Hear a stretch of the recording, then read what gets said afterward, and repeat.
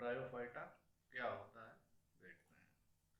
Bryophyta वनस्पति जगत का एक बड़ा वर्ग है। इसके अंतर्गत वे सभी पौधे आते हैं जिनमें वास्तविक संवहन ऊतक नहीं होते, जैसे मोसेस, हार्नवर्ट और लिवरवर्ट आदि।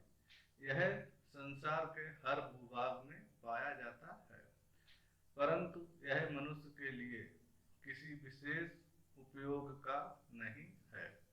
वैज्ञानिक प्रायः इस एक मत पर ही कि यह वर्ग हरे शैवाल से उत्पन्न हुआ होगा। इस मत की पूरी तरह पुष्टि किसी फॉसिल से नहीं हो सकी है। पौधों के वर्गीकरण में ब्रायोफाइटा का स्थान शैवाल और टेरिडोफाइटा के बीच में आता है। इस वर्ग में लगभग 900 वंश और 23,000 जातियां हैं। अब हम देखेंगे इसका जीवन चक्र। देखिए, फर्टिलाइजेशन ऐसे होता है इसका। स्पर्म, एग और एम्ब्रियो यहाँ से चला और स्पोरगम ये सब बना और स्पोर्स बने। फिर ये यहाँ से फीमेल और मेल स्पोर बन गए और ये इसका रहा। आपको अगर जीवन चक्र इसका बनाना है तो इस तरीके से देखकर बना सकते हैं। और अब हम इससे संबंधित क्वेश्चन करते हैं। पहला क्वेश्चन क्या है? निम्न में से कौन एक जलीय जाति है? ए रिक्सिया गेंजेटिका, बी रिक्सिया डिस्कलर, सी रिक्सिया बैलार, डी याराई, डी रिक्सिया फिलिप्टेंस। बताइए कौन सा ऑप्शन सही होगा? निम्न में से कौन एक जलीय जाति है? तो इसका सही ऑप्शन है डी रिक्सिया फिलिप्टेंस। क्वेश्चन नंबर 2, भारतीय ब्रायोलॉजी का पिता कौन समझा जाता है? Option A S R Kashyap, B Ram Udar, C P N Mehra, D K C Mehta.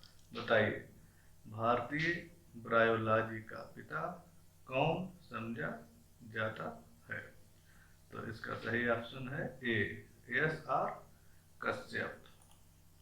Professor Shivram Kashyap को भारतीय ब्रायोलॉजी का पिता माना जाता है। इनका जन्म 6 नवंबर 1882 को झेलम के एक साहसी सैनिक परिवार में हुआ था। झेलम पंजाब में है। क्वेश्चन नंबर 3 क्या है? प्रोफेसर एस आर कश्यप थे ए कवक विज्ञानी, बी ब्रायोविक, सी जीवाश्म विज्ञानी, डी शैवाल विज्ञानी। तो इसका सही ऑप्शन है बी ब्रायोविक। क्वेश्चन नंबर 4, फ्यूनेरिया के परिमुख दांत होते हैं? ए आर्थोडोंटस प्रकार के, बी निमेटोडोंटस प्रकार के, सी एम्फीडोंटस प्रकार के, डी इनमें से कोई नहीं। बताइए फ्यूनेरिया के प्रमुख दांत होते हैं? तो इसका सही ऑप्शन है ए आर्थोडोंटस प्रकार के। प्रमुख दांत मोसेस में पाए जाते हैं। ये बीजाणु विसर्जन में सहायता करते हैं। फ्यूनेरिया में प्रमुख दांत आर्थोडोंटस प्रकार के होते हैं। फ्यूनेरिया के संपुटिका में प्रमुख दांत की संख्या 32 होती है, जो 16 के 2 कतारों में होते हैं। क्वेश्चन नंबर 5, फ्यूनेरिया के संपुटिका में प्रमुख दांतों की संख्या है? Option A 8, B 16, C 32, D 64। बताइए कौन सा सही होगा? तो इसका सही ऑप्शन है 32। फ्यूनेरिया के संपुटिका में प्रमुख दांतों की संख्या 32 होती है। 16 प्लस हो जाएंगे और 32 हो जाएगा। क्वेश्चन नंबर 6, निम्न में से किसमें मुख्यतः प्रमुख दांत पाए जाते हैं? ए लिवरवर्ट, बी हॉर्नवर्ट, सी मोसेस, डी उपयुक्त सभी। बताइए निम्न में से किसमें मुख्यतः प्रमुख दांत पाए जाते हैं? तो इसका सही ऑप्शन है सी, मॉसल्स।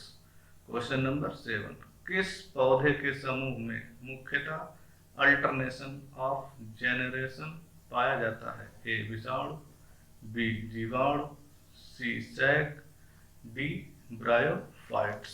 बताइए किस पौधे के समूह में मुख्यतः अल्टरनेशन ऑफ जेनरेशन पाया जाता है? तो इसका सही ऑप्शन है डी, ब्रायोफाइट्स। ब्रायोफाइट्स समूह के सदस्यों के जीवन चक्र में दो सुस्पष्ट प्रावस्थाएं पाई जाती हैं जो एक दूसरे से आकारकीय लक्षणों में बिल्कुल भिन्न होती हैं। इनमें से एक पीढ़ी जिसे युग्म कोदभिद कहते हैं अगुणित होता है तथा इनमें युग्मक का निर्माण होता है। युग्मकों के संलयन से द्विगुणित 2n युग्मनज का निर्माण होता है जो इसकी दूसरी पीढ़ी अर्थात बीजाणुभिद पीढ़ी कहलाती है। इस प्रकार ब्रायोफाइट्स अल्टरनेशन ऑफ जेनरेशन प्रदर्शित करते हैं। क्वेश्चन नंबर 8, रिक्सिया और मार्केंसिया पौधे किस समूह में आते हैं? ए ब्रायोफाइटा, बी टेरिडोफाइटा, सी जिम्नोस्पर्म, डी एंजियोस्पर्म। बताइए रिक्सिया और मार्केंसिया पौधे किस समूह में आते हैं? तो इसका सही ऑप्शन है ए ब्रायोफाइटा। रिक्सिया एवं मार्केंसिया ब्रायोफाइटा समूह के अंतर्गत आते हैं। इनको युग्म कोदभिद जिसको इंग्लिश में कहते हैं गेमेटोफाइट प्रावस्था अधिक सुस्पष्ट, दीर्घकालीन, मुक्त शाखित एवं हरित होती है, जबकि बीजाणुभिद पूर्ण रूप से युग्मकोदभिद पर आश्रित व अल्पजीवी होता है। क्वेश्चन नंबर 9, किस पौधे के बीजाणु चतुष्क में बीजाणुओं की व्यवस्था समद्विपार्श्वीय होती है? ए रिक्सिया पर्सोनाई, बी मार्केंसिया पामेटा, सी पेलिया एपीफाइला, डी एंथोसिरास लीविस। बताइए इसका आंसर कौन सा होगा? निम्न में से किस पौधे के बीजाणु चतुष्क में बीजाणुओं की व्यवस्था समद्विपार्श्वीय होती है? तो इसका सही ऑप्शन है ए रिक्सिया पर्सोनाई। रिक्सिया पर्सोनाई के बीजाणु चतुष्क में बीजाणुओं की व्यवस्था समद्विपार्श्वीय होती है जो कि एक ही समय पर विभाजन से बनते हैं। क्वेश्चन नंबर 10, थैलस निम्न में से किसमें ऊपरी प्रकाश संश्लेषी क्षेत्र तथा निचले संचयन क्षेत्र में विभेदित होता है? First Riccia, 2 मार्केंसिया, 3 Anthoceros. नीचे दिए गए कोड से सही उत्तर चुनिए। बताइए केवल 1 तथा 2, केवल 2 तथा 3, सी केवल 1 तथा 3, डी 1, 2 तथा 3। बताइए कौन से सही होगा? तो इसका सही ऑप्शन है ए केवल 1 तथा 2, रिक्सिया एवं मार्केंसिया। सुकाय ऐसे पादप शरीर को कहते हैं जिसमें जड़, तना एवं पत्ती विकसित नहीं होते। उदाहरण सहवाल, कवक एवं ब्रायोफाइट्स रिक्सिया एवं मार्केंसिया ब्रायोफाइट्स वर्ग के सदस्य हैं। इनके सुकाय के ऊपरी भाग में प्रकाश संश्लेषण की क्रिया संपन्न होती है जबकि निचले भाग में खाद्य संग्रह किया जाता है। क्वेश्चन नंबर 11, ब्रायोफाइट्स हैं ए जलीय, बी स्थलीय, सी उभयचर, डी इनमें से कोई नहीं। बताइए इसका कौन सा ऑप्शन सही होगा? ब्रायोफाइट्स हैं, इसका सही ऑप्शन है सी उभयचर। क्वेश्चन नंबर, ब्रायोफाइट्स क्या होता है? ब्रायोफाइट्स पौधों को उभयचर माना जाता है अतः इन्हें पादप जगत का उभयचर भी कहते हैं। इन पौधों को अपना जीवन चक्र पूरा करने के लिए जलीय तथा स्थलीय दोनों माध्यमों की आवश्यकता होती है। क्वेश्चन नंबर 12, ब्रायोफाइट्स इस नाम से भी जाने जाते हैं। ए संवहन क्रिप्टोगेम्स, बी फेनेरोगेम्स, सी पादप जगत के उभयचर, डी इनमें से कोई नहीं। बताइए ब्रायोफाइट्स इस नाम से भी जाने जाते हैं। ए संवहन क्रिप्टोगेम्स, बी फेनेरोगेम्स, सी पादप जगत के उभयचर, इनमें से कोई नहीं। तो इसका सही ऑप्शन है सी पादप जगत के उभयचर। अगला क्वेश्चन, पादप जगत के उभयचर हैं ब्रायोफाइट्स, बी टेरिडोफाइट्स, सी जिम्नोस्पर्म, डी एंजियोस्पर्म। तो इसका सही ऑप्शन है ए ब्रायोफाइट्स। क्वेश्चन नंबर 14, विशालतम ब्रायोफाइटा है ए रिक्सिया, बी डाउसोनिया, सी एंथ्रोसिरास, डी मार्केंसिया। बताइए विशालतम ब्रायोफाइटा कौन सा है? तो ये है बी डाउसोनिया। अगला क्वेश्चन 15, बहुकोश की तिरछे पट युक्त मूलाभास पाए जाते हैं ए एंथोसिरास में, बी फ्यूनेरिया में, सी रिक्सिया में, डी मार्केंसिया में। बताइए तो इसका सही ऑप्शन है बी फ्यूनेरिया में।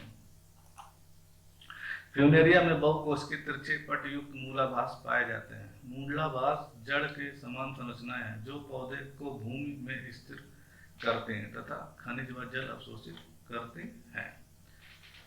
तो अब देखते हैं क्वेश्चन नंबर 16, निम्नलिखित में से कौन एक लिंगाश्रयी जाति है?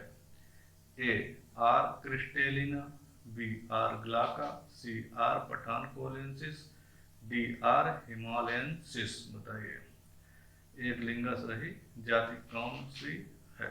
तो इसका सही ऑप्शन है डी आर हिमालयंसिस। आर हिमालयंसिस एक लिंगाश्रयी जाति है। इनमें नर तथा मादा जननांग अलग अलग थैलस पर उत्पन्न होते हैं। क्वेश्चन नंबर 17, रिक्सिया के पुमड़ु हैं ए एक कशाबकी, बी द्विकशाबकी, सी चतुर्कशाबकी, बी बहुकशाबकी। बताइए रिक्सिया के पुमड़ु हैं। बताइए क्या होगा? इसका सही ऑप्शन है बी द्विकशाबकी। क्वेश्चन नंबर अगला, ब्रायोफाइटा को शैवाल से पृथक किया जा सकता है क्योंकि ऑप्शन ए ये थैलस के आकार के होते हैं, ऑप्शन बी इनमें संवहन ऊतक नहीं होता है, ऑप्शन सी इनमें आर्किगोनिया के बाहर बंद कोशिकाएं होती हैं, डी इनमें क्लोरोप्लास्ट होता है। बताइए ब्रायोफाइट्स को शैवाल से पृथक किया जा सकता है। इसका सही ऑप्शन है सी इनमें आर्किगोनिया के बाहर बंद कोशिकाएं होती हैं। ब्रायोफाइट्स को शैवाल से पृथक किया जा सकता है क्योंकि इनमें आर्किगोनिया के बाहर बंद कोशिकाएं होती हैं। आर्किगोनिया मादा जनन अंग है। शैवालों में जनन अंगों के बाहर बंद खोल नहीं होती है। क्वेश्चन नंबर 19, ब्रायोफाइटा में बीजाणुभिद अवस्था होती है ए हमेशा हेल्पाइड, बी हमेशा डिप्लॉयड, सी अधिकतर डिप्लॉयड पर कभी कभी हेप्लॉयड, डी ट्रिप्लॉयड। बताइए ब्रायोफाइटा में बीजाणुभिद अवस्था होती है। तो इसका सही ऑप्शन है बी हमेशा डिप्लॉयड। ब्रायोफाइटा में बीजाणुभिद अवस्था हमेशा डिप्लॉयड होती है। युग्मकोद्भिद अवस्था एक अगुणित अवस्था होती है जिसकी अंतिम कोशिका युग्मक होती है। अगुणित युग्मकों के मिलने से जाइगोट बनता है जो कि द्विगुणित होती है तथा यही बीजाणुभिद अवस्था की प्रथम कोशिका होती है। ब्रायोफाइटा में युग्मकोद्भिद मुख्य पौधा होता है जिससे बीजाणुभिद संलग्न होता है। क्वेश्चन नंबर 20, ब्रायोफाइटा के युग्मकोद्भिद अवस्था की अंतिम कोशिका है ए युग्मक, बी बीजाणु, सी इलेटर, डी युग्मनज। बताइए कौन सा सही होगा? तो इसका सही ऑप्शन है ए युग्मक। ब्रायोफाइटा के युग्मकोद्भिद अवस्था की अंतिम कोशिका है युग्मक। अगला क्वेश्चन आपको कमेंट करके बताना है। सर्वाधिक राशित युग्मकोद्भिद अवस्था दिखाई देती है ब्रायोफाइटा में, टेरिडोफाइटा में, जिम्नोस्पर्म में, डी एंजियोस्पर्म में। बताइए सर्वाधिक राशित युग्मकोद्भिद अवस्था दिखाई देती है। यदि आपको याद है तो कमेंट कीजिए, नहीं तो अगले चैप्टर में हम आपको बताएंगे। और कल का क्वेश्चन क्या था? हेलोटिज्म की घटना